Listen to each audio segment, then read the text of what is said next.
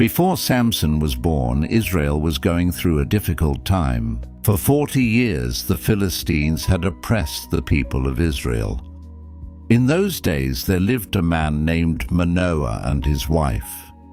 They had no children, and for many years it seemed they never would. But one day an angel of the Lord appeared to Manoah's wife with extraordinary news.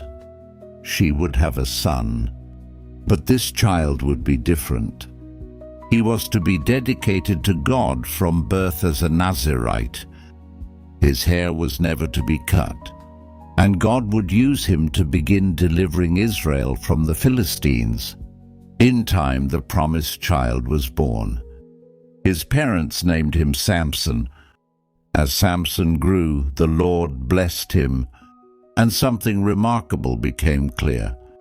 Samson possessed extraordinary strength. But his strength did not come from his muscles alone. It came from God. As a young man, Samson traveled to the Philistine town of Timnah. Along the way, suddenly, a young lion came roaring toward him. Samson had no weapon, but the Spirit of the Lord came powerfully upon him, and Samson killed the lion with his bare hands. It was an early sign of the incredible strength God had given him. Later, Samson became involved in conflicts with the Philistines. Again and again they tried to capture him, and again Samson escaped. On one occasion, the Philistines came to arrest him. Samson had been tied securely with ropes. But when they approached, the Spirit of the Lord came powerfully upon him. The ropes on his arms broke apart as though they had been burned. Samson found the jawbone of a donkey nearby. With it, he fought against the Philistines and defeated 1,000 men.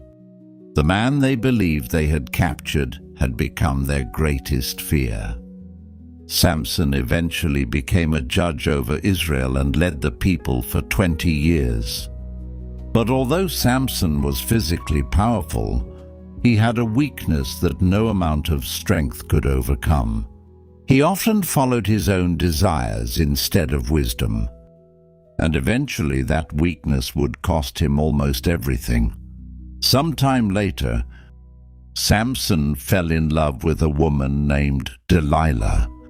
The rulers of the Philistines learned about their relationship and saw an opportunity. They went secretly to Delilah.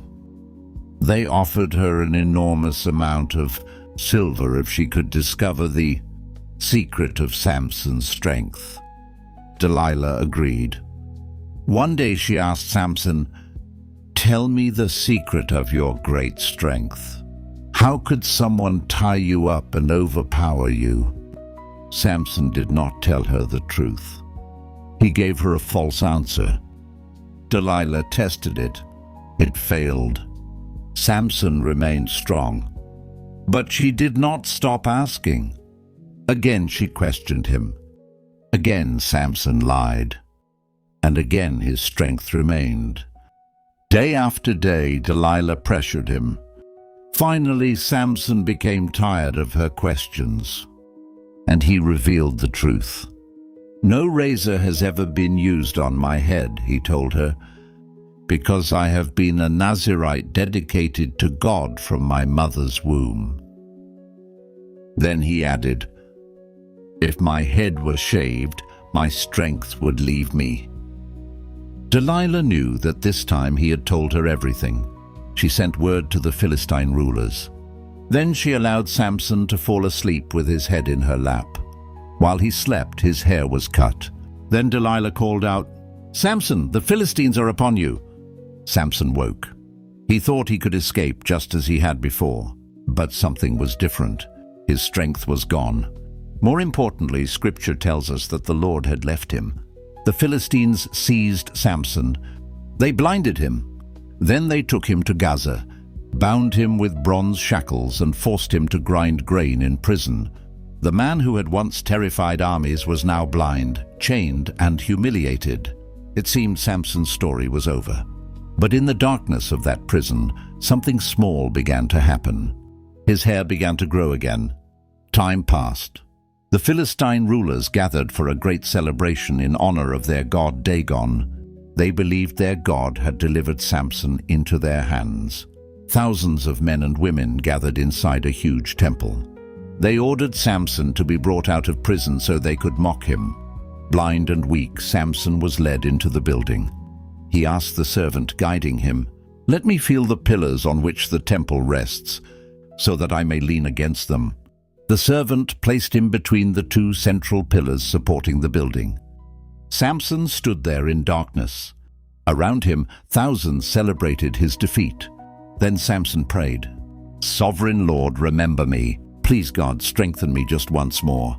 It was no longer the voice of a proud warrior trusting his own power.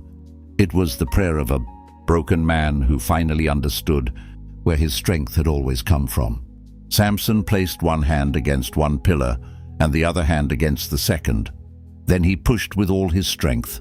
The pillars began to move. The temple shook, and suddenly the entire building collapsed. Samson died beneath the ruins along with many Philistine rulers and people who had gathered there. The Bible tells us that in his death, Samson killed more Philistines than he had during his entire life. His family later came and buried him in the tomb of his father Manoah. Samson had judged Israel for 20 years. Samson's story is one of the most dramatic stories in the Bible. He had been given extraordinary strength, but his greatest battles were not always against the Philistines. They were against his own weaknesses. He made reckless choices. He trusted the wrong people. And eventually, he lost his freedom, his sight, and the strength for which he had become famous. But his failure was not the final chapter. At the lowest moment of his life, Samson remembered God, and God heard him. His story reminds us that our greatest gifts cannot replace wisdom, obedience, and faith. It also reminds us that even after terrible mistakes, a person can still turn back to God. Samson began his life with a promise. He lived with extraordinary strength. He fell because of his weaknesses.